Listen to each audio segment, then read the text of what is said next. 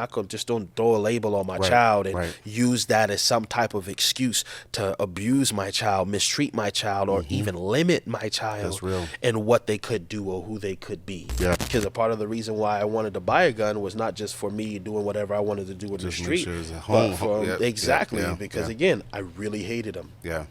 So Yeah. at some point, I'm like, yo, I'm not doing this with you anymore, bro. Like, and if you come in here Bro. one day way off your rocker Yeah. and call yourself doing something to my mom, is up. What's up, fam? It's Adrienne Threatt here with Unstoppable Visionary, and I am super excited about the conversation that we're having today with our friend Jeremiah BLIGEN. He is a super dope creative, an artist in the music industry, but most importantly, he is a solid husband and father. And little secret, he loves God. It's not really a secret. But I'm so excited to be having a conversation with him about what it looks like to build in hard seasons.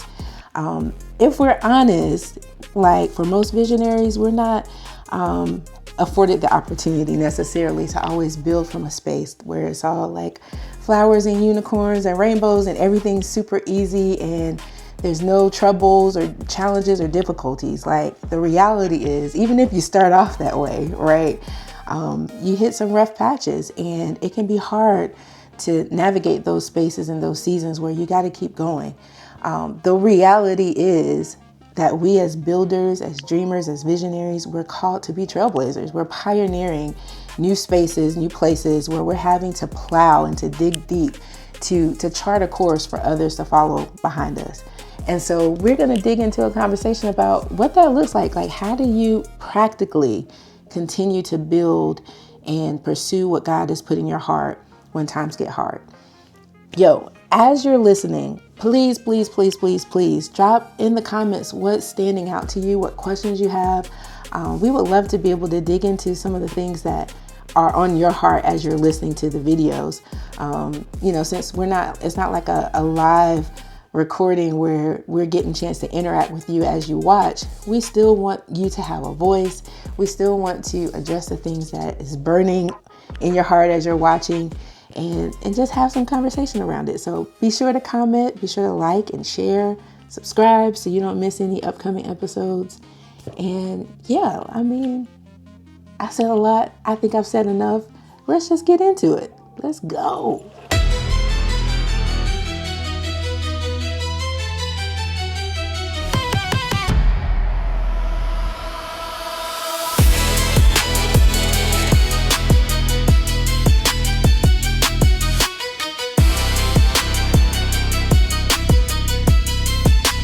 What's up, everybody? It's the Unstoppable Visionary Podcast.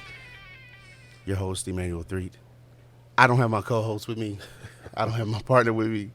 Adrienne, pray for her. She got a little cough today, so it's just going to be me. But I'm excited about this episode because my boy, Jeremiah BLIGEN, is in the building with us. Yes, sir.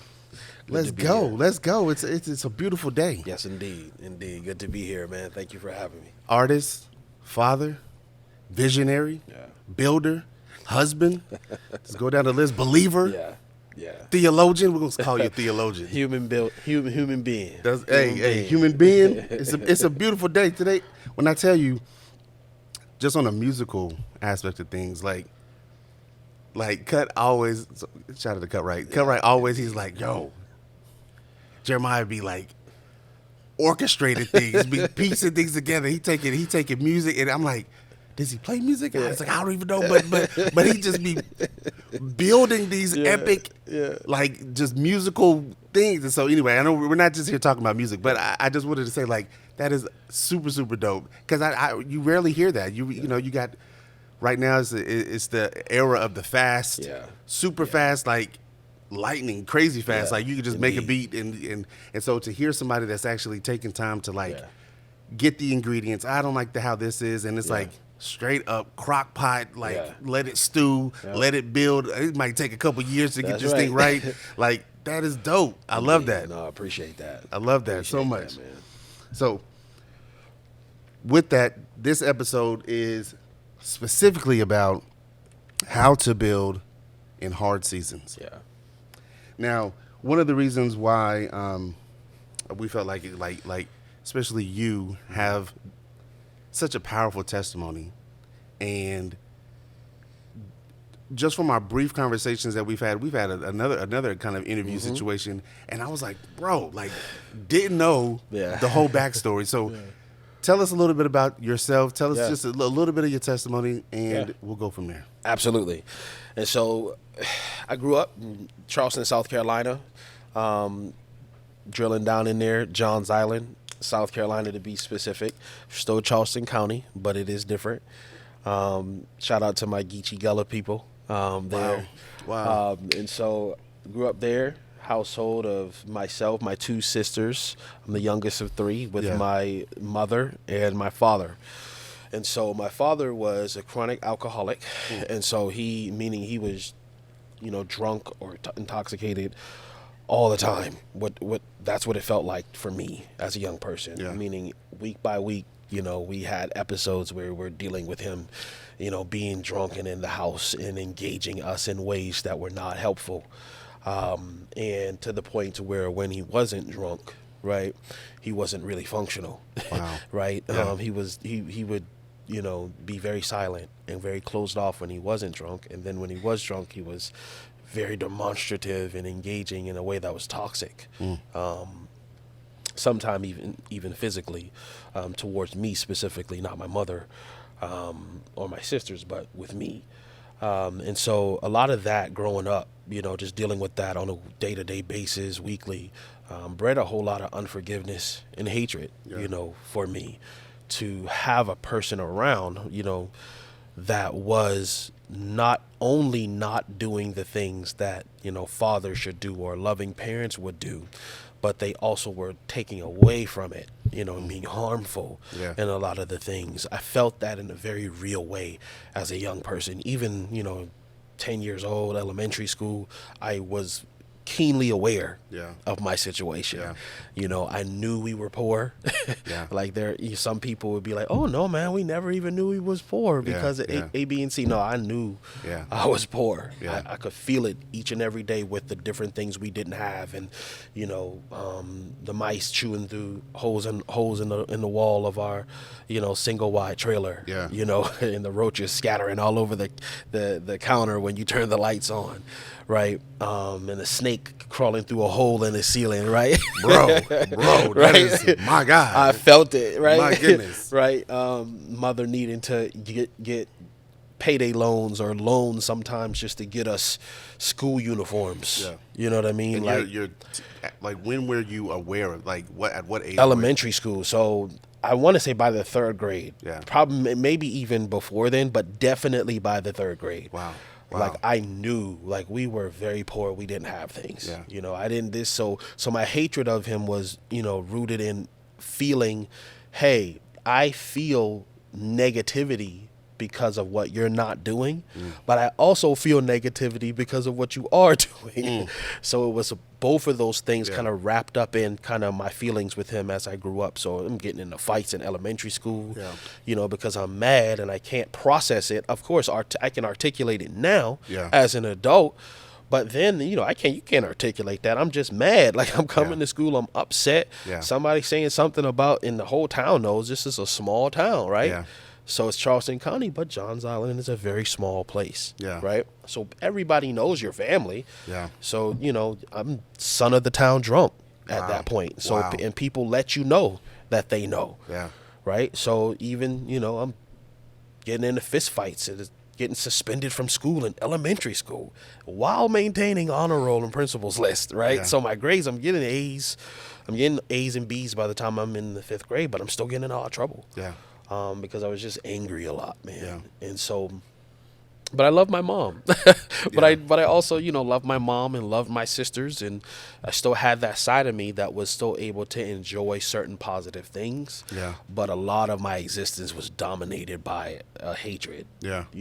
Even as a young age. And so as, then you introduce music and aggression and anger and negativity, and music, it kind of fosters those things. And when you don't have somebody there saying, hey, this is not what you're supposed to do, you get those influences, from all around and what you see. And so just growing up in that environment, you know, in my home directly, but also what you would see around, right? Yeah. Like there was a corner store, not like Bodega, New York City corner store, but, you know, in the country we have corner stores too, you know, at the head of the dirt road, right? Yeah. So, you know, then you got drug dealers there, you got junkies there, you have, you know, addicts and people who are, you know, struggling at different places in their lives there, you know. And so as a young person, I'm experiencing all of this. I'm seeing fights, I'm seeing people get in the shouting contests, I'm seeing, as I walk to the bus stop, this side of the road just littered with cigarettes and porn pages and you know, drugs and all of these different things all around me, right? I have cousins who were drug dealers, right? All of these different things are a part of my psyche growing up, you know, but also church, because my mom religiously went to church on Sundays, Sunday afternoon. She had Usher's anniversary where they would do the march-ins. All of that's a part of me and part of who I am, where she would drag us out of the house sometimes on Saturday mornings and say, hey, no, you're going to go and sing in this youth choir. And so even though I would talk back to my dad and get into fights with him, sometimes even physical altercations with my father as a young person, and get into fight in school, I tried my best to obey my mom. I wasn't fighting with my mom. So if my mom drugged me to church, we went. That was that, right? So I'm falling asleep in the back of the church doing my, you know, young person in church thing, right? But I was there. You know, it was a part of my context, and that was important for me because I view it as just seeds, you know, deposited in my life. And so my grandfather, he would preach and sing in church as well. And so my Same father, church or different church. Gotcha. Different church. My grandfather actually is a part of the Moving Star Hall singers, and they are a folkway group that's in the Smithsonian for folkway work. And so their music is online. So if you look them up, if you look up my grandfather, Benjamin BLIGEN, you'll see videos and you'll see music and stuff where he and my aunts, you know, sang as a part of the group, you know. And so they did that. So that's a part of my experience growing up. So I have, you know, this very real tension in my home, you know, with my dad, but I also have church and going to Bible study and singing on the youth choir, and my grandfather coming and, you know, calling me, hey, Dr. BLIGEN, which was really one of the earliest things I can remember anyone saying something affirming to me from a male, you know what I mean? That type of thing, you know. And so I can remember him doing those things and him always coming to check on us and stuff like that. Him, you know, every now and then dragging me out of the house and making me come in the heat of the summer and work the fields with him because he was a farmer and a fisherman. So that's a part of my growing up too, right? That's like real. he would drag me out and it would be hot, boy. I'm you talking South Carolina heat, right? With fields, nothing but dirt all around. You coming in the house, you're dusty. Dirt sticking to you, coming through the pan. I don't know how it finds its way in there, boy, but it gets in there. And so that's a part of that experience in that life, you know. And so as I grow up, you know, going into middle school, as things get harder, right? It's harder to keep stuff together, you know, just in terms of schoolwork. So grades start falling off. You know, you start feeling yourself even more the older you get, you know. And so even getting into 6th grade, bro, I started, and so I'm starting selling Kool-Aid packets. You know, we would have the powdered Kool-Aid that you would pour inside of the container. You pour the sugar in the water and you mix it up. Well, I would just I made like little paper packets. Like the goodies joints? Right. So right. And so I made like a whole bowl, took my mom's sugar, listen. made a whole bag, and I made little packets of that powdered stuff. And I took it to school and I started selling it because I was tired of not ever having lunch money. Oh, wow. A juice money. I never could get ice cream. I could never get the extra stuff. It was always whatever was free or reduced. Whatever we was on at the time, I would get that, and that was it. Everybody else would be getting, you know, the nice fruit juice and all of this stuff. And I'm like, man, this sucks. And so I was like, well, how can I make a little bit of money? And so it was something that was readily available and in the house. So I did that. And I started making a little bit of money too. I had like a little wooden box. Started making $20, $30. Like, oh, I'm doing this 50 cents for a packet of Kool-Aid pouches. Somebody told on me though, because I eventually had people doing it with me. Oh, you had an organization. Yeah. No, I'm seriously. That's I did. I did. And so, I had other people doing it with me, and one of them got caught. And the assistant principal asked, well, who are you doing this with? Where did you get this from? Jeremiah. And so they brought me into the office. I got in trouble. Called my mom. She had to come out of work and come to the school, which was not fun. Yeah. And I remember she was upset, and she didn't physically do anything to me, but she put me on punishment for about a year. Golly. I kid you not. And so, and granted, right, we were poor, so I didn't have a whole lot. And whatever I did get, it took me a really long time to get. Yeah. So like, I had a Sega Genesis, but I got it like way after everyone else. Yeah. I got a PlayStation, but I got it like way after, once it hit the pawn shops. And, she was able to put something on layaway for me, you know, and after a few years I got it. Yeah. And I was grateful for it, and I used it because I enjoyed that stuff. Yeah. But she took all of that away. I had one game, she took it away. I mean, I feel like, obviously it's mom's, you got to do it, but I'm just thinking about like, now if like my son came to me and was like, Pops, hey, I'm flipping something or whatever, man, I'd be like, bet, let's go, that's what's up, make your money. Like I wouldn't, I don't know, I guess back then it was a different era, but it's like now I'm like, I would be very proud to see like your entrepreneur spirit is coming through. Like, you let's would be able to identify it as an entrepreneurial spirit. Right. But she didn't have that as a part of her context. Got you. And because my dad was not around, he was present but not around at all. Wow. He was around but not present, I would say. He was never engaging with me in any way. Like even with that, he didn't even say anything to me about it. Oh, wow. Yeah. Right? And so I always remember that punishment because I feel like it changed my life. It delayed things because I learned from that. And so I didn't get in trouble for a while. Specifically, I think because of that, because I was trying to get my privileges back. Yeah.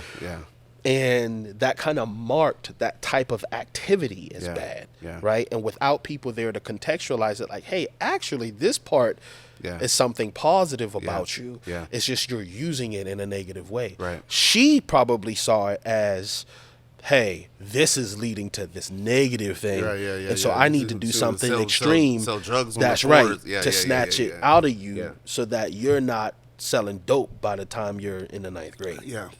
You see what I'm saying? And so she, she did that, got in trouble.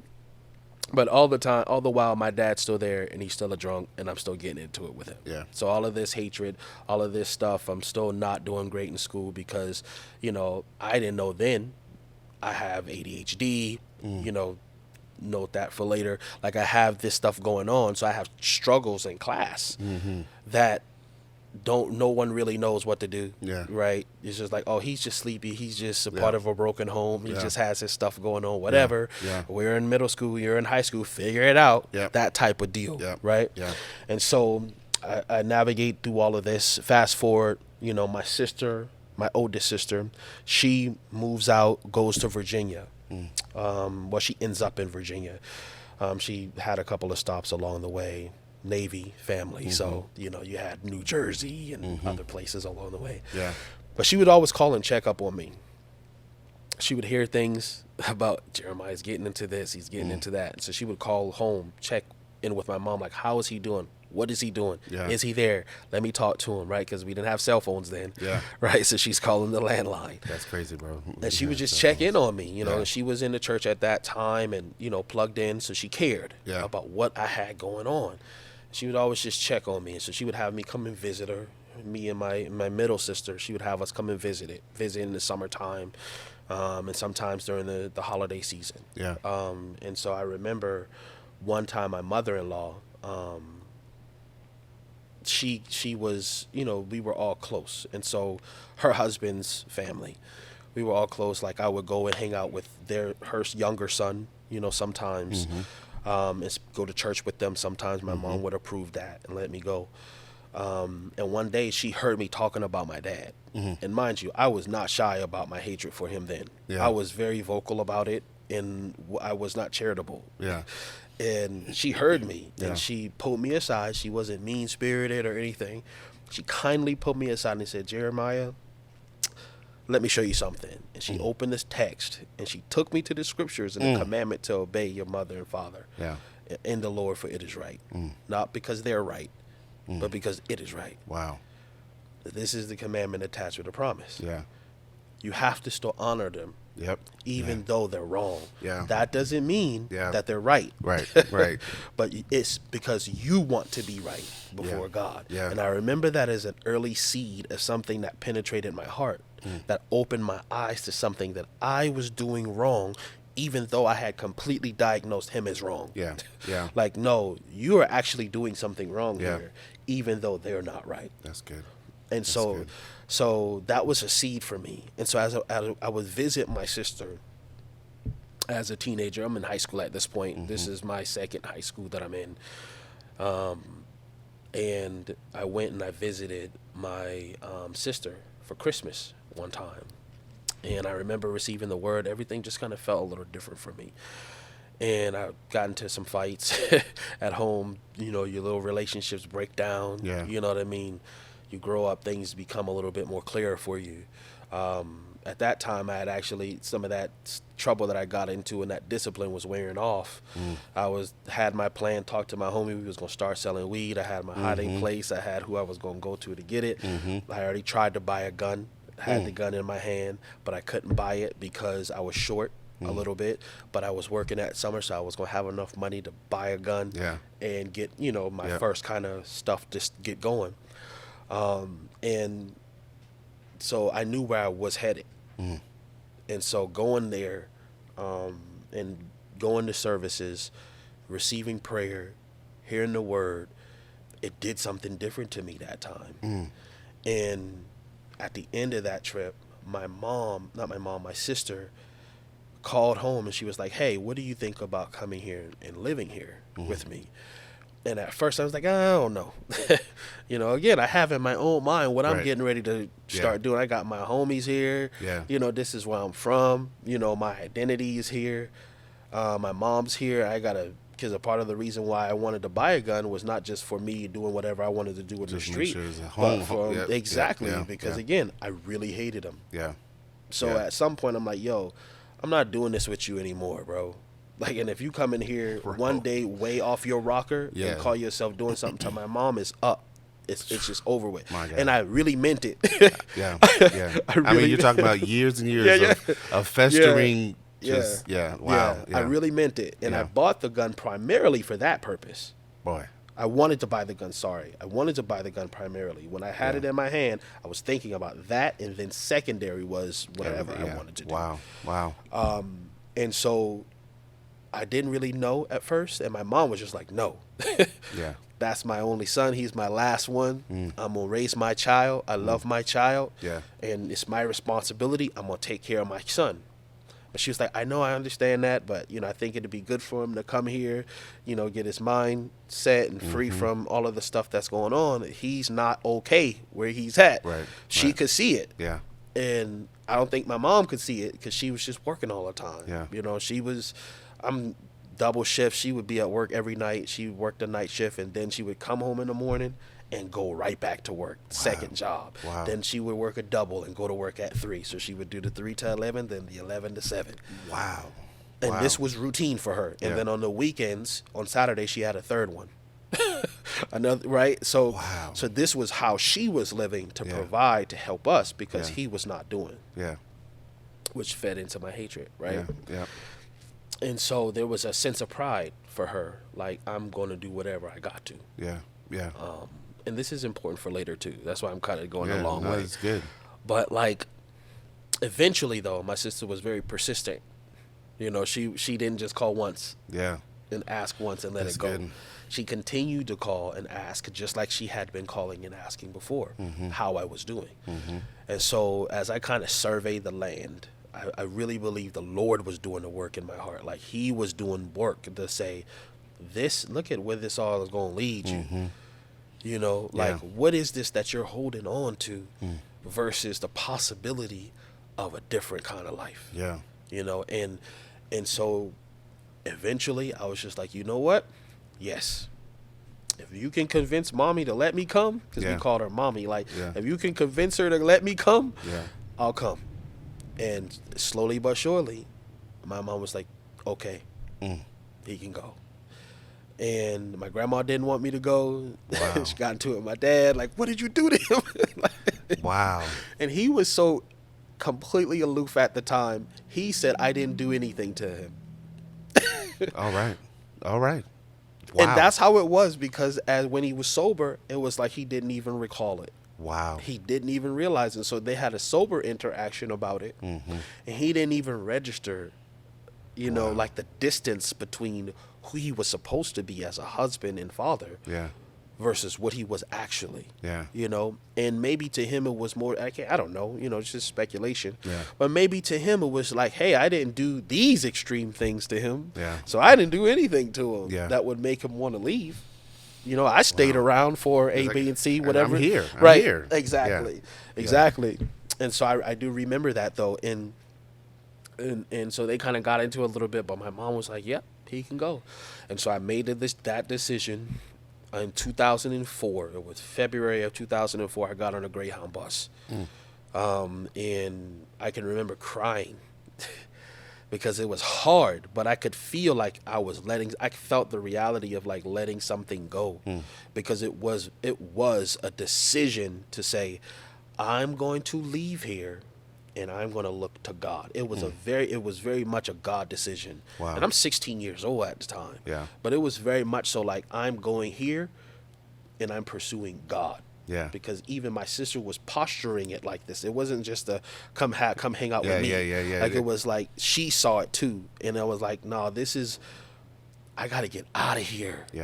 Like it's that moment of crossroads. Like listen, you got to choose life or death. Correct. Choose life. Correct. And I made the choice, and I was crying on the Greyhound bus. On the way there, tears falling down my face, listening to some random music.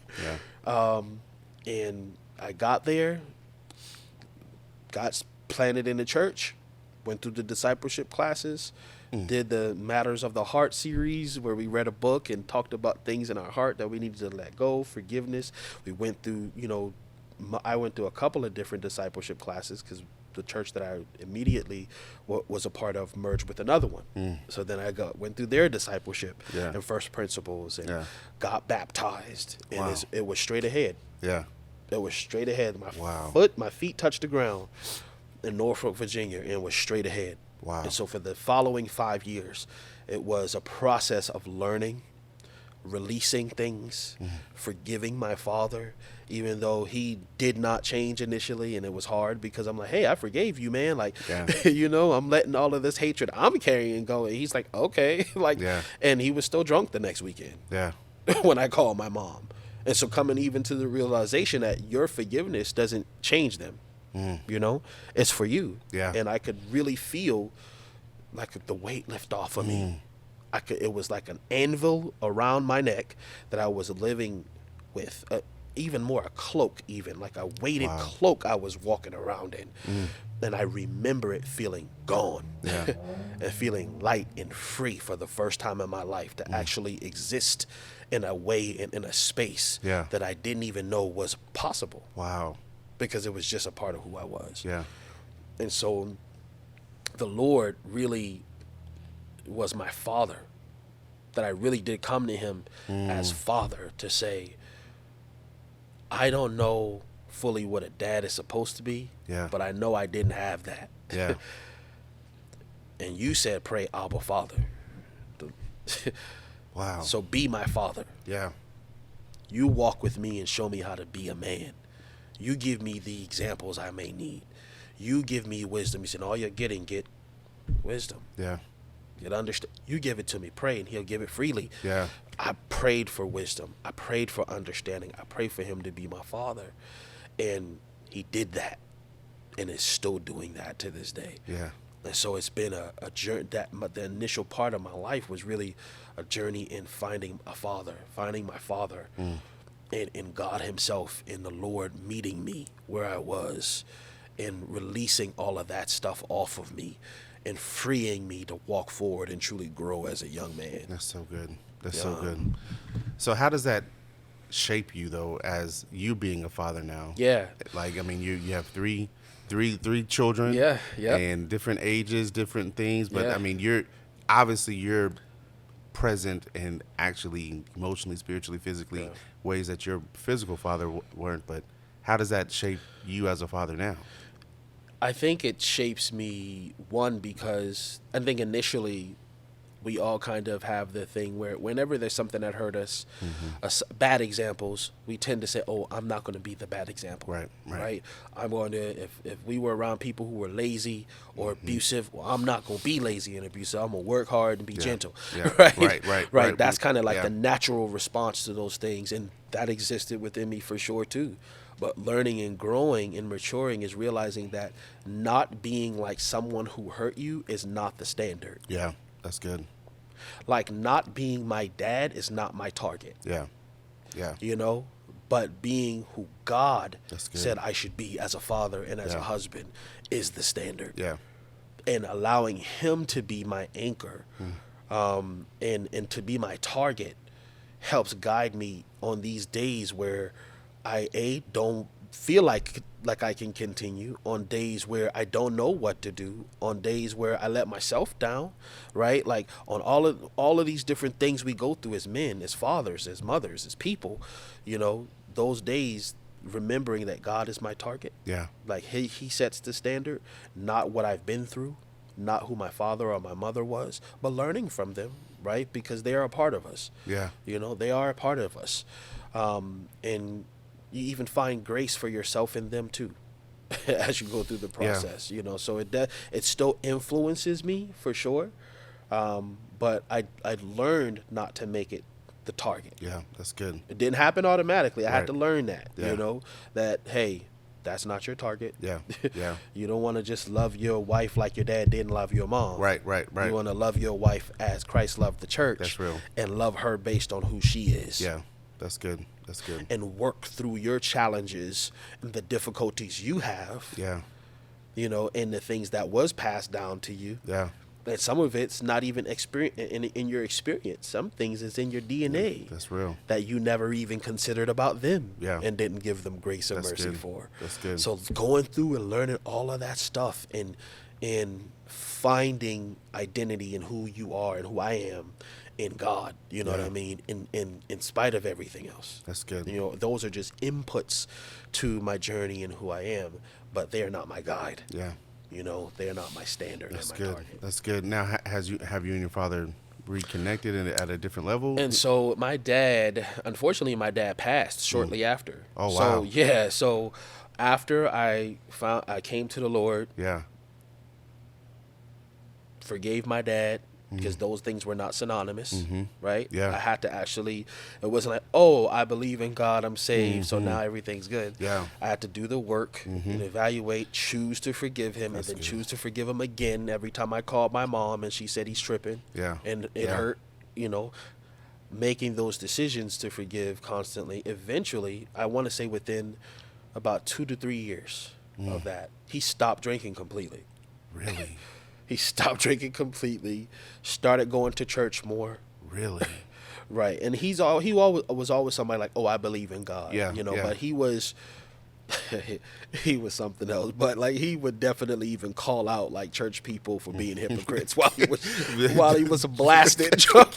Wow. You know, Yeah. but he always had awareness because his dad would preach. So that means he would see certain things too, though. Yeah. Right. And so, but he always had an awareness, you know, and a reverence towards God, even though his challenges, you know, kept him from being fully submitted. And I don't want to say that in a way that excuses him, but understanding him, you know.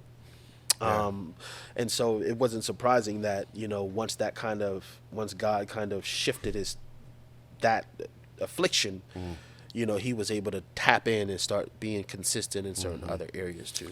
And so shortly before he passed, we did, you know, but we didn't become friends. Of course, I mean, you know what I mean? That's, you know that. I mean, you know, that's gonna be hard. I mean, you know what I'm saying? Didn't have enough time for that. You know what I mean? Yeah. But I think it's interesting, especially as you know, as an adult, seeing our parents different ways. Like it's like I can, as a kid, you're like oh, you see certain things and you hate it and you don't fully understand everything. But then as an adult, you're like, they didn't probably know nothing. Like I don't know. I'm you know what I'm saying? Man. It's like I'm Right. 40 something. And I'm like, bro, like I feel like some days I'm like I'm struggling to just get my mind right, and but I got responsibilities of these little ones that are like looking at me and they looking like, Dad, what you doing? And I'm like, if they just knew in my mind, like, I don't know what I'm doing, you know, like So I just think about like the, you know,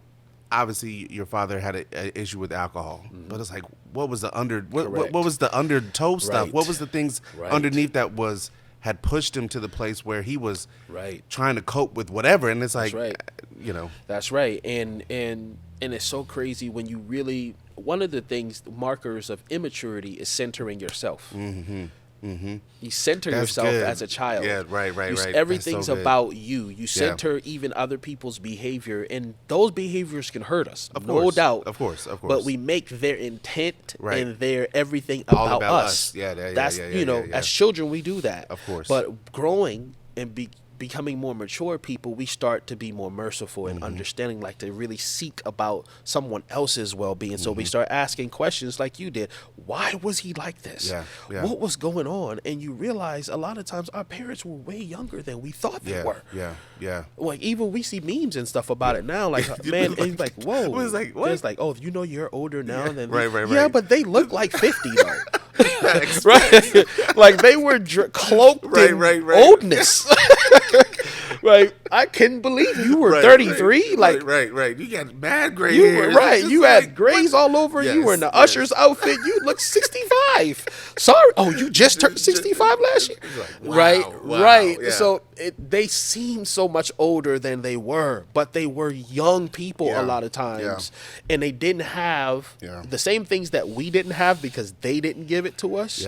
They didn't have either. And so they were figuring out a lot of stuff too. And I found out or realized, because I heard some things, but not really fully understanding. My dad had a brother that he was very close to as a teenager. Like they were best friends. You know, I think they were like 16 and 17, so they were very close in age. It was his older brother.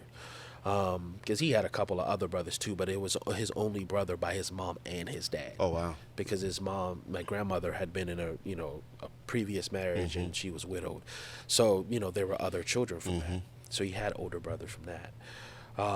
But his brother, one time when he went to New York to visit his oldest brother, his brother that he was best friends with drowned. Oh wow! That's trauma right there. And it devastated him. That is wow. And it devastated him, and according to, just family conversation, that set him on the path. He didn't drink before then. Yeah. And that set him on a path, seeing his parents get into it over this, seeing his heart broken and not really knowing what to do with it. He turned to something else to place that stuff on that wasn't God. Yeah. Wow. And so he created that dependency. And now me thinking about it as a grown-up who drinks cups of fluid like this every day multiple times, right? Me as a grown adult knowing that my mental challenges or whatever and being impulsive in certain areas, because with ADHD you have different types, right?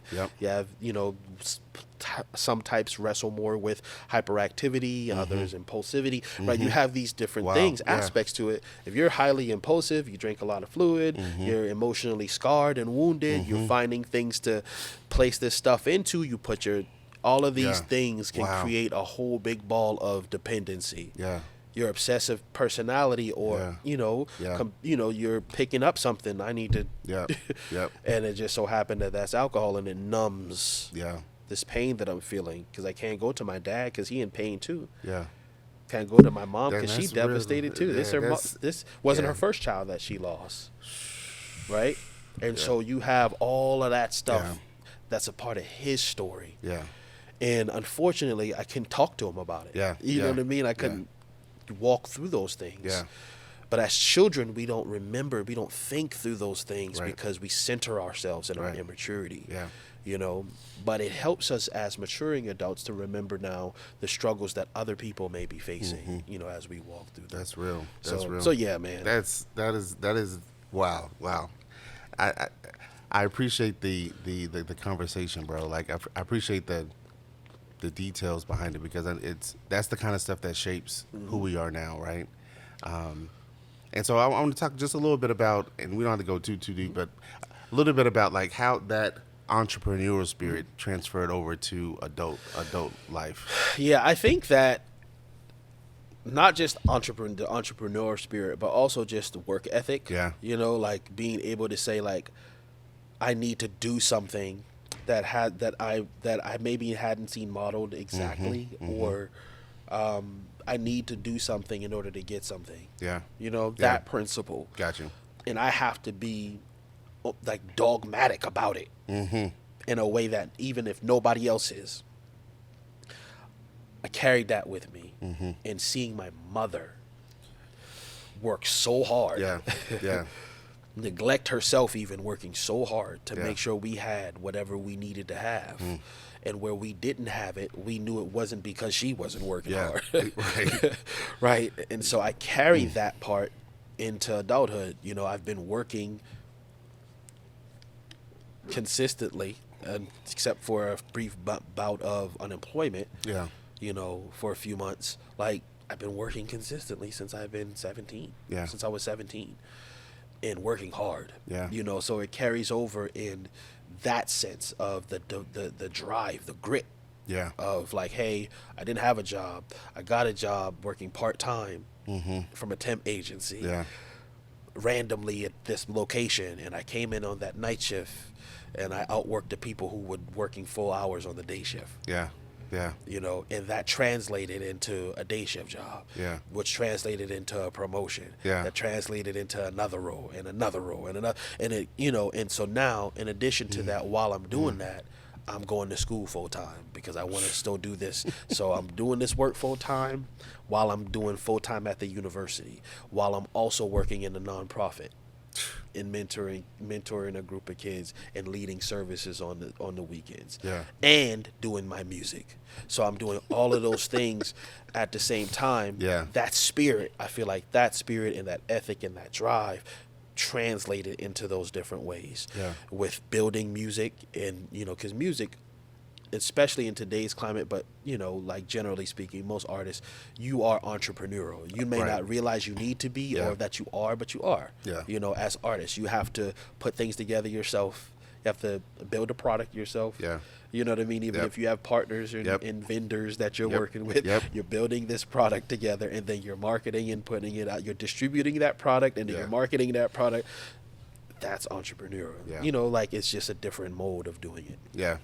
And so it showed itself in those ways, you know. Yeah. And so in just my ethic with work, across the board in the different avenues, you know, in my life. Now, do you think that, in your opinion, do you think that you found success in the things that you are building? I think that yes and no. Mm-hmm. And so I would say yes in this aspect of God has used my work and my ethic to provide for my family. Mm-hmm.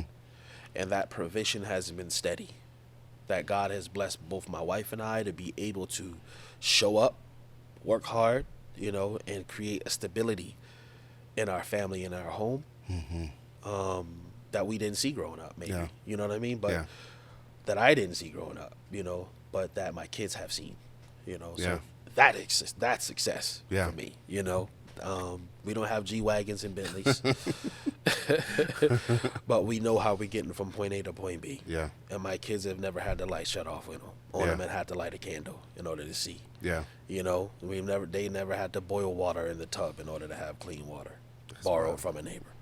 right. Like they haven't turned the lights on and seen animals. Bro, I know that you laughing. I know that's just your story, bro. But that is terrifying to me, bro. I just be honest. When you said that with the hole with the snake, I said I'll have to find somewhere to go. Let's go. I'm gonna have to, because that is scary. Yeah. Like I don't do snakes, bro. And funny enough, I had glued my fingers together, being a young idiot playing with super glue. I glued my hands together, playing around with glue. And my sister was just like you, just laughing, like, what are you doing? I was like, I don't know. I can't get it apart. And I go to the bathroom. I kid you not. She opens the door, and there's a snake coming through the roof. And she's just like, oh, my gosh. And she bolts. And I'm just like, ah. Just rip it apart. That did it. It got my fingers loose, boy. And so that's funny. But yeah, man. So success in that sense, right? That there's a working in a putting hand to plow. Yeah. You know, that we all have to have, and we do that ultimately to provide for our families and the people that we love and ourselves. And we've been able to do that. That's good. There are certain things that I would like to see happen, you know, in my career professionally, be it music or within corporate spaces, that I may not have seen yet, you know what I mean? But I also have learned to find success in doing. That's good. That's especially in hard seasons, right? That sometimes showing up and enduring to do it is success. And being able to recalibrate it, and not in the sense that you make excuses for yourself for not doing what you could do, you know, but understanding that life happens to us sometimes. Circumstances don't work out the way you thought they would. Yeah. And our responsibility in those times is to be faithful. That's it. And faithfulness is success for me. That's good. Because even if I did have a G-Wagon and a Bentley, but I was unfaithful to my family, I would have been a failure. Of course. I will be a failure. Of course. And so having a metric of success that's tied directly to faithfulness, to God, which includes family and calling and all of these things, faithfulness, finding that. Endurance, which is what we're called to do, endure to the end. Endure to the end. That is where I found my success. Yeah. Not necessarily I don't have 1 million streams. I don't have a song with 1 million streams. So that's where the no comes in, right? Yeah. Like if you grade it based on industry metrics, that's not success. Yeah. But when you knew what it cost me, you know, to actually get that song done. Yeah. Not just monetarily, but in my soul, what it cost me to write that. Yeah. To do that, to put it together, to release it, to stay up late night in a corner in a closet or in a garage because we let somebody else live in our room in that closet, right? Like when you know what it costs for my wife to have to man this fort while I go do that, then all of that shifts your perspective. That's good. Your target is a little bit different, you know.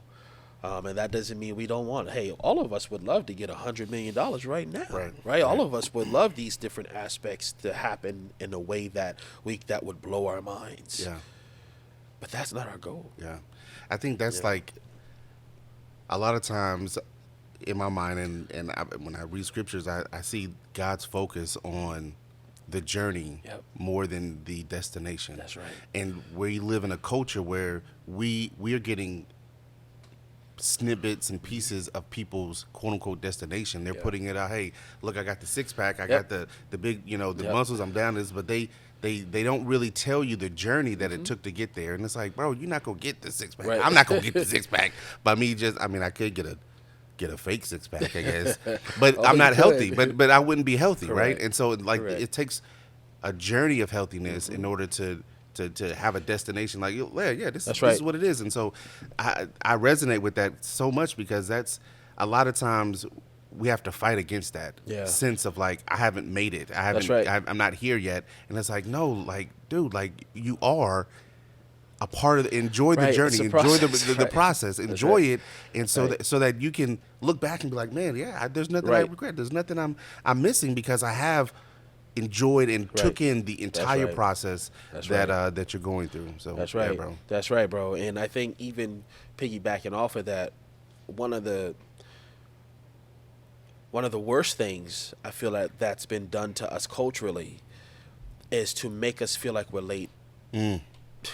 Wow. To make us feel like we're late and we're behind Yeah. all the time. Do you know how insane it is to make a 10-year-old feel like because they don't have bling and a bunch of women that they're somehow behind? Yeah. To establish a standard of masculinity. Yeah. That's wrapped up in how much you have accumulated. Yeah. And how you can take advantage and abuse women. Yeah. Wow. Yeah. It's heinous. Yeah. And it's culture betraying us, you know, and the enemy working through that. Yeah. Because it makes us feel like I need to do things to get what they say I should have. Yeah. And because you're young or you're a child, or maybe you're not a child, but you're just young, or you're just starting off something, you're not even supposed to have those things. Yeah. And here's the catch. Most of them didn't have it either. They were lying. Lying. Yep. Most of them were lying. Yep. But you make people feel like they're behind, and it's no different. You turn on social media, people put on their best face often, Yep. you know, and everyone speaks from a place of authority, and they Yep. got it, they know it, they Yeah. do, right? And it's like, oh man, and then you start comparing these. It's like, nah, Yeah. nope. Yeah. Run your race. That's it. Be faithful. That's it. Make your target faithfulness for what God has purposed for you. Yeah. And put in your hand to be. That's so and made good. you accountable for. Yeah. That is the goal. That's Well so done, good. my good and faithful servant. And the beautiful thing about that is that we all can find it. Yeah. We all can find that faithfulness. Yeah. He has empowered us all to get there. Yeah. You know? That's so good, bro. That's so good. All right, so what has these hard seasons? Because I mean, obviously, life. I mean, Yeah. your life has been filled with hard seasons. But what has those hard seasons taught you that your comfortable, successful, quote unquote, successful seasons could not? Oh, I think that that's tough because I don't necessarily view them as separate. Got you. Wow. You know? Yeah. I don't necessarily view my hard seasons as my non-successful ones. I think that in my hardest seasons, I've learned so much about myself Yeah. that I've needed to change, that I've needed to grow and mature, Yeah. where those trials and struggles expose immaturity. It exposes where you need to have more faith, Yeah. where you need to have more love, Yeah. where you need to have more self-control. You need to bear more fruit. Yeah. you Yeah. know? And if the point of it all is to make us more like Christ, if the point of it all is for us to be faithful and be faithful servants, then constantly evaluating ourselves and what we're doing to make sure we're in line with the faith and doing that work, that is successful. You know, and so I feel like those hard seasons bring me my success. Yeah. Because success is found in the character work that we're able to do. Yeah. Because that character work is what keeps us in whatever room that we may be in. That's good. That's good. You know, and so because being in a room, anybody can get brought into a room. Yeah. But it's the character that's cultivated Yeah. through those hard times Yeah. that would determine and dictate who you are in those rooms. Yeah. Who you are in those spaces. And I want it to be so that no matter where room I show up in, Yeah. I can be faithful Yeah. to Yeah. who I am, to who God has called me to be. And hard times Yeah. brings that about. That's good. That's good. So you're a grinder, bro. You work hard. You work hard. Yeah. Now, do you rest? And if you do, which you should, how do you rest? I don't- mean, I know yeah. it can be difficult, especially for people who are like nonstop, like just is drive. Yeah. I think I don't rest enough in terms of physical rest. And it's difficult. I do have 3 kids and with special needs. And those special needs vary. And so finding rest Yeah. within that is very difficult. Yeah. Finding because a part of our rest isn't just sleep. You know. Yep. It's hard to find sleep. It's very hard to. It's hard to rest, bro. Right.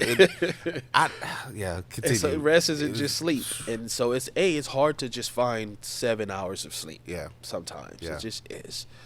But what has helped me is being able to maximize spaces of non-sleep rest the best that I can by enjoying the people that God has placed in my immediate circle. That's good. In community, finding those opportunities in a way that allows me to be faithful Yeah. to all of my responsibilities. Yeah. And what that looks like for me is primarily enjoying my wife, I love that. because that's my best friend. Yep. Shout out to Right? the wives that are best friends. Right? That's my closest friend, confidant, and advocate, Yeah. who's considering me and what's best for me, that I can enjoy her company, and I don't need to go anywhere to do that. Yeah. Yeah. And so even though it would be nice because Yeah. we do actually need those moments Yep. to kind of detach. Yes. But if we can't do that, what can we do? That's good. Finding the yes. do, man. Like, okay, we can't go to New York this year, Yeah. but we can make sure we allocate 2 to 3 hours every week to just do whatever we want to do. Yeah. Even if it's in the house, we're closing the door, we're locking the door, Yep. we're going to stay up, Yep. we're Yep. going to just enjoy this TV show, we're not Yep. going to feel guilty about this. Yeah. This is a part of our rest. This is a part of us building each other up and being with each other. That's good. And being present Yeah. and appreciating that time and moment together. Yeah. You know, but that comes with enjoying each other. Yeah. Being Yeah. around each other. Yes. Yes. You know, and giving yourself grace to enjoy certain things. You know Yeah. what I'm saying? Like, I don't care what it is. It might be, and I'm not saying you should just watch anything and just do anything. That's not what I'm Right, saying. right. But don't be so legalistic Yeah. and so religious and prideful that you Yeah. feel like you can't even go, I don't know, watch football. Yeah. Yeah. Yeah. Yeah. That's Right? real. That is super Like, real. I mean, right? Like, yeah. Yeah. hey, yeah. man, go watch Law and Order Yeah. for a couple hours and get out the way somewhere. Like, you know, like finding those things that you can. I can't go all the way there, Yeah, right? yeah. I can't do that, Yeah. but I can do this. Yeah. And don't have the all or nothing mindset, because that traps us in nothingness. Yes. Yeah. Yeah. That's good. And it's hard emotionally sometimes, because when you want to do things Yeah. and you can't do it, there's an emotional toll that Yeah. that takes. You know, hope defers Yeah. has an impact on your heart. Yeah.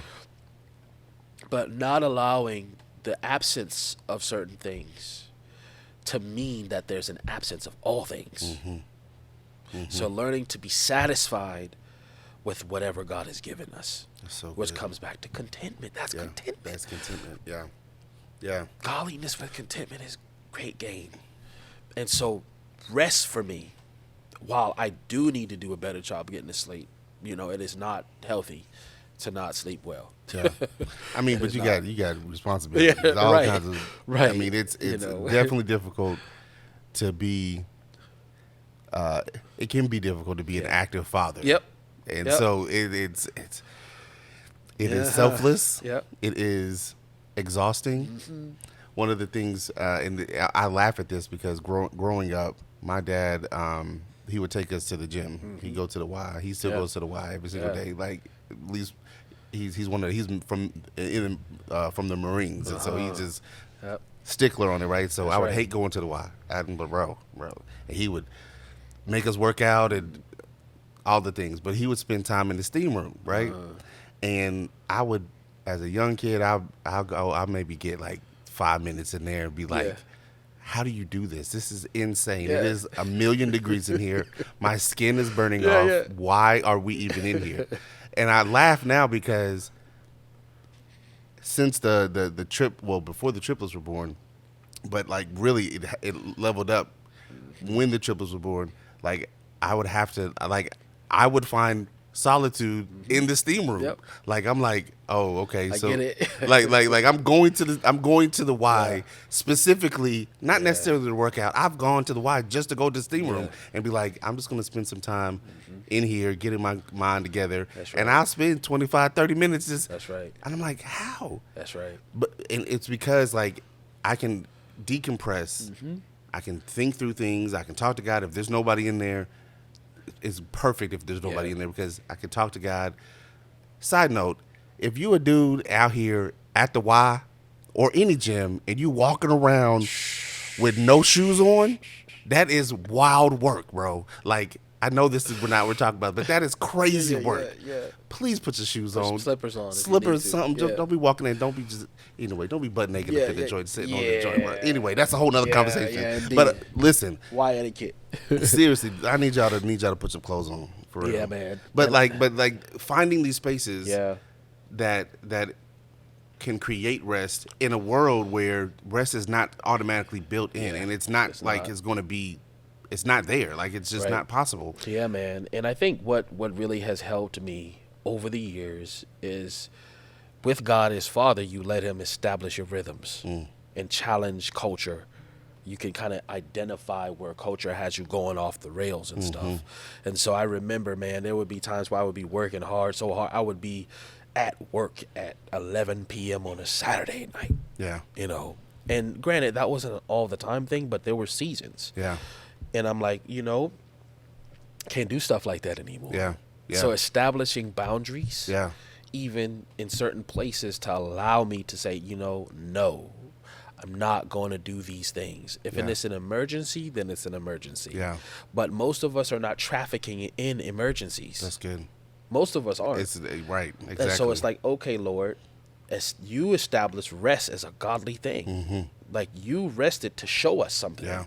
So not because you needed it, but because we needed it. So show us where. I'm like, okay, gotcha. Yeah. So what I'll do is I'll say, unless it's an emergency, you will not see me on Saturdays. That's real. That's real. And that day may be, whatever for you. But for me, I try my best. Yeah. To hold my Saturdays. Like, hey, unless you need me. Yeah. Yeah. I am going to give me and my family permission to not do all the things. I'm not doing it. Like, aside from the fact that it takes a lot for us to do anything. Yeah. Just with our makeup.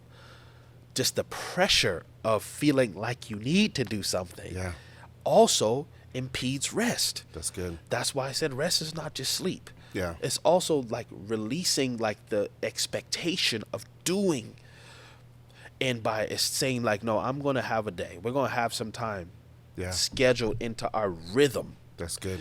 That there are no expectations of doing anything. Yeah. I don't care if there's laundry coming out of the basket.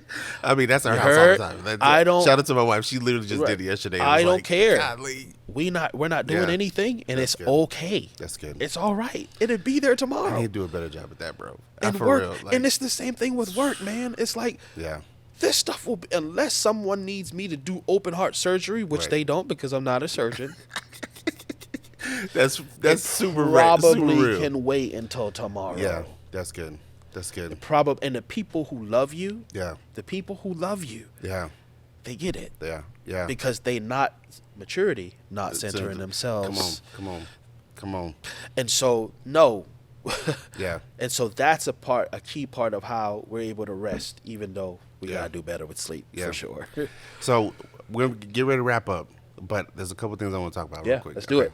All right. So one, I want you to talk. We talked about it before the cameras was in the videos and the audio and stuff was on, but I want you to talk a little bit about your vision for your nonprofit specifically that you're brewing up and stirring, because one, I think it's important that this conversation gets more, just gets out there more. Yeah. Two, personally, I have a short period of time in the background where I spent as a special needs teacher for little children. They're like 5, 6 years old with autism, and so it's close to my heart. This is before all, like we're talking about 15, 20 years ago, before like there's. Man, 15, 20 years ago. Oh my God. But before, like, it's like where it is now. We're talking about, they're talking. This is in the season where people thought that, like autism was still connected to vaccines into Right. that lane. So this Right. is, and I mean, you were talking years and Right. years ago. I mean, Right. some people still think that, but anyway. It's Just- not, by the way. Yeah, it's but, not. But talk a little bit about that. Yeah, no, man. And so there's not a whole lot I can get into with it because we're still working. Yeah. But I do want to create.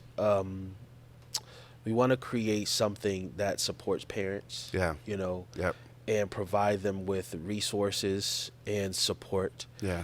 And advocacy, for them from coming out of those diagnoses. Yeah.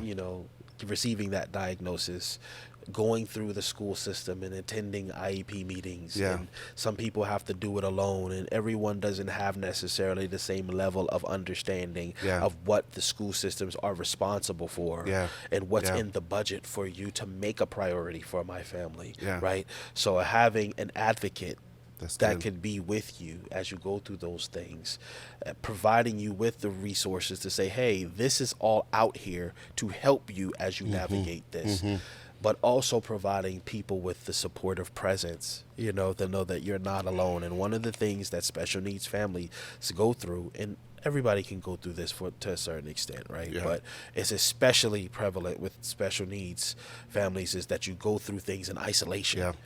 Because people don't understand the cost of it. And even if they do understand and they want to, they're ill-equipped to help and support. And because you're protecting your family, you're protecting yourself from all of these, and protecting them too. Because if you come in and you're not prepared to do something, you could cause harm, and that could harm you. Right? It could scar you because something happened on your watch because you weren't prepared for it. So having that support to say, hey, you're not alone. That's good. It's not, because sometimes it does become all about the people with special needs, and because they have the needs. You give it's just like parents with children. You give the attention to the ones that are most needy sometimes. But parents get lost in that sometimes. Marriages get lost in that sometimes. And so it's finding these ways to support people with special needs, families with special needs. And throughout the whole process, from that initiation into the world to walking through the hardships of schooling, and growing through. And we're still on our journey too, so we're figuring it out and learning it along the way. But the spirit of it is rooted in that. I love it. I love it. I think that's extremely important. Especially because we're in a society now where we're seeing the needs, and there's major gaps. When I was reading, I saw a post yesterday about a mother, and it seems like they're a little bit older child with special needs, maybe autism or something like that, and they were trying to go to church, and ended up getting kicked out of church because baby girl was stimming, and it was like, what? What do you? And obviously, that does something. You're talking spiritually. We got friends now that they specifically go to a certain church. That's right. Because they have certain things in place to help, and it's like spiritually, there's some things that need to be in place that aren't there. It's a for long support. It's a long walk. It's a long walk, a long journey ahead, and I think that thankfully we do have technology, so we can bridge some of the gaps with technology. Because to be fair to some of these ministries, some ministries are just not equipped because it takes a lot. It takes a lot of money and training and everything to handle the needs of many. And some people just don't have it. And that's fair. Now, how you go about communicating those things in a non-callous way, in a non-harsh way, in an understanding way to, again, see what you can do. Not just what you can't do. That helps. But sometimes, no matter what, you just can't do it. However, work on what you can. And by identifying, giving that intensive focus on the needs, then maybe the solution isn't in you alone, right? As a ministry, maybe it's a coalition of ministries to serve this larger community, and we can be the church at large, the broader community, right? And so because for us, like, transparently, we don't go to the building. Yeah. Like there are very, very rare instances throughout the year that we pick our spots to try, right? Just because it's important to try. Yes. To give it that effort. We Yeah. don't want to do nothing, right? Right. Find where we can. Yeah. But relieving yourself of that stress and pressure to try to make things fit where they don't belong. Yeah. That if my son or my daughter needs space where they can stem and they can jump and bounce off the walls and do all of the things that they need to do to express, it's not just for me to try to make them fit into spaces that are not designed for them. That's so good. And it's not fair for me to make them, the places, you know what I mean, foster them prematurely before they're ready. However, I can come online sometimes, you know, and it's hard because paying attention is hard, you know, but it's hard for a typical person to fully engage. Yeah. So the online, so COVID was a blessing in that sense, that it made everybody develop the disciplines to shoot video and live cast, you know. That serves in this way too. I saw a post recently where a church was getting rid of their, you know, broadcast, and some people are like, make everybody come to the building, and that's great. Yeah. In some sense, we do want to encourage physical because there's power in our being together. Of course. But remember the least of these among you. That's good. And remember that there are some people who are not coming, not because they don't want to. Because they can't. This is a lifeline to the people who may be sick and shut in a different way. Yeah.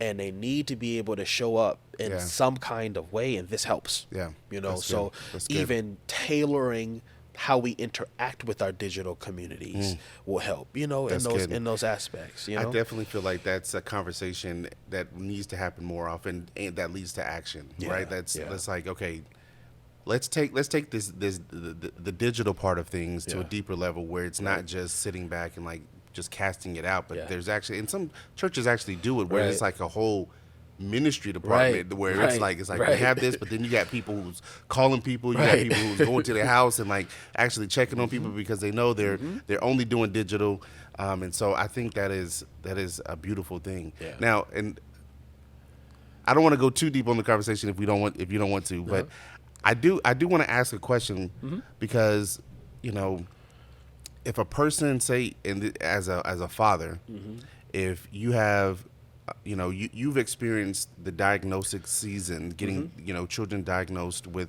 autism.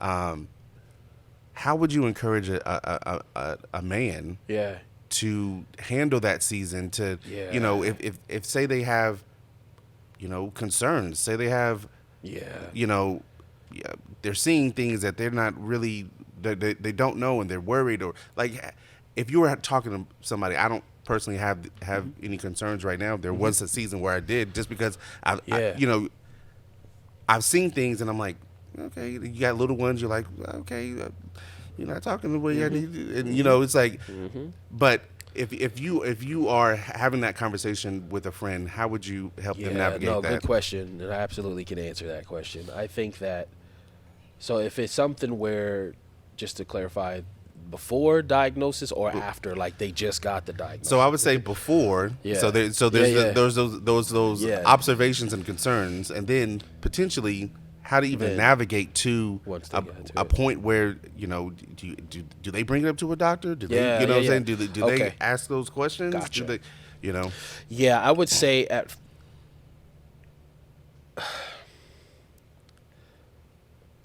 don't view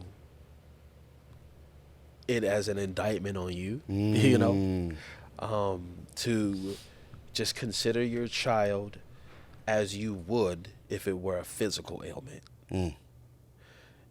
Because if your son or daughter sprained their ankle, or they got a deep laceration, or they broke their ankle, you would take them to the doctor immediately. More than likely, right? If there was some type of physical ailment that required medical attention, you wouldn't really hesitate on that. We're not going to play with this. This could become infected, or we got to set this back, you know. So I understand that sometimes, because people are quick to label our kids, and especially within the minority community, like with black people, hey, we're not going to just don't throw a label on my child and use that as some type of excuse to abuse my child, mistreat my child, or even limit my child and what they could do or who they could be. Right. And so a lot of that is built in, and it comes from a place of, I love my child and I don't want people to treat them in a way, you know, that's anything less than love, that's anything less than respect for their potential and what they could be. And so a lot of the times we're wrestling with that, right? And oh, they'll grow out of it, or they'll do this and they'll do that. And so we're just going to push forward in that way. But I would encourage you, for what's best for your child and for you, to seek whatever clarifying things you can, because that clarity brings support. That clarity empowers you to hold schools accountable. That clarity empowers you to have grace with yourself as a father, as a mother, as you love your children, to have grace. Like, hey, this isn't just something like I just can't get right. I just can't parent my kid right, no matter what I do. I'm a failure as a father. I'm a failure as a mother. It empowers you to walk in grace. Like, no, there is some extenuating circumstances here that is a barrier to me being able to have them even process the love that I'm trying to give.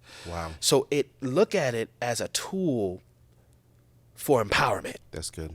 Understanding and knowledge is a tool to help you be better at what you want to do, which is love your child. That's good. It is a tool to help you love them. It is not a tool for you to make you destroy them or belittle them, right? Because the truth is that even if you never get diagnosed with cancer, you still have it. The diagnosis is knowledge that empowers you to seek treatment or make a change that could potentially save your life. And of course it's different. I'm not saying it's apples to apples. But in principle, that's what the learning part of it, the understanding. The knowledge helps you do that. And so now when you're even talking to each other as spouses, you can have more grace with each other. You can understand that there's something else that's going on here that's very difficult for you. And I understand that. So now you can do more work to learn some more, to seek, to see how we can love each other better as spouses as we navigate that. But if we're fighting constantly to even go down the path because we still have that apprehension, we won't even get to that place as fast as we could. That's good. And the earlier you can get to it, the more of a fight you can put. I'm using cancer because it's a good example that we're all know. It's better to see it in stage 1. Right? Because, and that's not saying it won't ever grow to the place that it may be fatal. It still might. But learning as soon as you can gives you that much more power to help them to serve. And so view it in that way, and be gracious with yourself. Be gracious with yourself. Be gracious with each other. You know. And it may mean that you have to relate. No, it will mean. It will mean that you're gonna have to, if it comes that it does actually, you know, there is some type of diagnosis there. You're gonna have to relinquish what your expectations were of parenting. What your expectations were of being a father or a mother, and dreams and hopes and desires. And a part of this apprehension sometimes of going down that path is because we're not ready to let that go yet. That's real. And that's because real. We're talking about young kids, and most of the time, like when we start seeing things, it's young. And so it's like, I don't even want to go down that path because it's like, it's kind of like in some relationships where you kind of see that there's some red flags here, but you don't even really want to fully lean into it because it may make everything blow up and explode, and your heart's not really ready for all of that yet. So you're pushing it down until things get so big and so huge that you can't do anything but deal with it. Sometimes it's that at work too, but dealing with it, exploring it, and you may do the work and find out that it's not what you thought. Right? It's not just that, oh, you may do it and it may come out that it's the big bad that you think it is. But you may go into it and realize that, oh, it's actually this thing. And we can do these different things to really help and support them. And look at what can happen. Yeah. And it opens you up to so many things, like even the community of people that you can experience that could help open your eyes to what's possible. Yeah. You know, That's good. You know, even with certain challenges or, you know, whatever the case may be. So yeah, I hope that answered the question. No, that's good. I appreciate that. That's good. I really do hope that anybody who's listening or seeing this can be encouraged by that, because I know that is a very difficult season to navigate, and especially because there's not the resources that needs to be there. So, you know what I'm saying? It's one thing, it's like, okay, it's difficult, but then there's like tons and tons of resources, groups and all these things, and it's like, it's not like that. And so it's like, well, I definitely feel like it needs to shift. And so I just hope that somebody's encouraged by that and find those pockets of communities out there that really understand and know how to navigate that space, especially as men. For sure. Because a lot of times I think a man could grieve, spend time grieving. It's like, you know, the expectations, like you said, expectations of certain things. It's like, it might not be there, but but enjoying the process, enjoying the season that you're in for what it is, and it's still beautiful. That's right. And man, let me tell you, like, I cried. Yeah. I needed a moment. Yeah. And I needed to process things. And it wasn't because I hadn't seen things before or I wasn't expecting certain things. But when something's named, it's like you're no longer able to kind of hold back some of the stuff. And you have those moments where they all kind of just diverge on you. And you can either bottle everything up and carry it around, but that would feel way too similar. Like the 10-year-old boy who carried pain and unforgiveness and bitterness around. And that cloak will start to form. And you're not processing things the right way. And it colors everything that you do and see. And so I had to just release it. Go to God, like, okay, God, let's go ahead and work this out. Let's work this anger I feel over this out. Let's work this pain and disappointment that I feel about this thing. Let's work it out. Let's deal with this with tears on my face like I was on a Greyhound bus. Let's go ahead and work this out. Because it's important for our own mental health and safety, you know, to be able to grieve and release stuff. That's how we can find rest in horrible situations. Is by being able to process and walk through it. So it is a journey of realization for yourself, for your kids. It is one that constantly makes you constantly humbles you to esteem others above yourself, to walk in grace and mercy with each other and with yourself, with your kids, and with others as well. Makes you more empathetic as well. So it's definitely a journey, and it's a journey that unfortunately many of us are on. But it's our human experience. That's it. You know, it's the thing. It's a thing that our generation, as millennials and Gen Xers, have to deal with. You know, that other generations may not have dealt with this in this way, but they have to deal with other things that we did. You know, we don't get hosed down by dogs. Facts. With dogs barking and biting on us. Right. There's certain things that they had to deal with, mental health challenges and struggles, and whether it be in the medical field and certain things that they had to deal with in generations past that we don't. But this is on our plate. This is in our cup. And so the mandate has to be. The mandate has to be, okay, how do we work through? That's good. How do we not destroy ourselves in the process? Because that's not the call. That's not faithfulness. Definitely not faithfulness. The faithfulness and the success in this is faithfulness. That's good. Remember, like, so, okay, let's find it. That's good. Let's find that. Let's bear down. We're going to find our grit. And we're going to find out how to love each other. We're going to find out how to love and serve and exist and flourish according to what God says that is. I love it. Man, I appreciate you, bro. Man. I love you. Love you too, I love you for real, bro. I appreciate the time. Let people know where, first off, y'all need to know to get and spend some time with his music. Yeah. And so let people know where the music is, what new project you got working. Yeah. I know I saw a new single out, but yeah, let them know. Yeah, man. So everything online is under my name, Yeah. right? Jeremiah BLIGEN. Yeah. Jeremiah, like the Bible, BLIGEN, Mary J. Blige with an N at the end. I am not cool enough for a rap name, so I just went with the one my mom gave me. It works. I tried a couple of really lame ones growing up as a young person. I was like, you know what? I'm gonna go ahead and just be me. Your grandfather laid the foundation for you, though. There you go. It's in the history There books. you go. So everything Jeremiah BLIGEN, Twitter, X, X, IG, TikTok, my website, everything, just Jeremiah BLIGEN straight. My latest album is The Flames Will Not Consume You. It's a long album, so if you're going somewhere, you headed on a long drive, put it on and just run it straight through.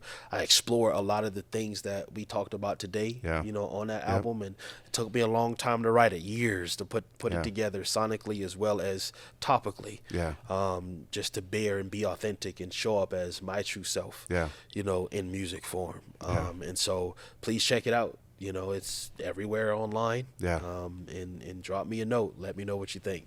I love it. I love it. I appreciate the time, bro. I appreciate you. If you could leave one thing for our unstoppable visionaries, what would it be? Find faithfulness. Find faithfulness. Find faithfulness. I love it. I love it. Success that all of us can achieve. I love it. It's a beautiful thing. I told you this episode was going to hit, didn't I? I ain't lie. I kept it 100. Yo, thank you, Jeremiah, for pouring out from your wisdom and your experience with the Unstoppable Visionary community. Yo, like, if y'all have not checked out his music, maybe you've never even heard of him before. Look at this right here. That's his album. I need you to go to wherever you listen to music at, on Apple, Spotify, wherever you listen to music at, and go download this right now. Download it and follow him on all social media platforms at Jeremiah BLIGEN. Listen, you won't be disappointed. I'm so thankful that you tuned in with us today. Be on the lookout for future episodes, but also as we're sharing clips of this, please share it with your friends and family and enemies and whoever that you think might be blessed by this episode. These episodes are not like one and done viewership type situations. Like, you might need to listen a couple of times, not just to help our views, but to help your life. Like, I'm on these episodes and I'm watching. I'm double dipping, okay? Because it's that good. Sometimes, most times, it's not what we just hear, it's what we hear and keep hearing that begins to transform and shift our paradigm and how we view certain things in our lives and on our journey in leadership and vision. And so I hope that you take a listen, again, share with others, and start thinking about actionable next steps that you can take from the things that you've heard today. All right, we love you. If you haven't heard about the Unstoppable Visionary book, I happen to have one right here. Look at this right here. I'm gonna need you to go to givehopedaily.com and place your order. Get this book. It's going to help you. It's going to help you. I wrote this book from a place of thinking about how I could have prevented myself from falling in a place of burnout as I was building. And as I began to think about how I arrived at that place and what I could have done to prevent that, I also began to think about what could I do to ensure or safeguard my life and my vision and my family from me entering into that space ever again. And so I put it all in a book, a very short book, I must say, not too long, because as visionaries, we already have so much on our plate. So I wanted you to be able to get the meat real quick, get the application real quick so that you could put it to work and keep building. So I want you to go to givehopedaily.com, purchase this book. Let me know what you think. All right, guys, we'll see you next week on next week's episode. It's going to be dope. It's going to be fire.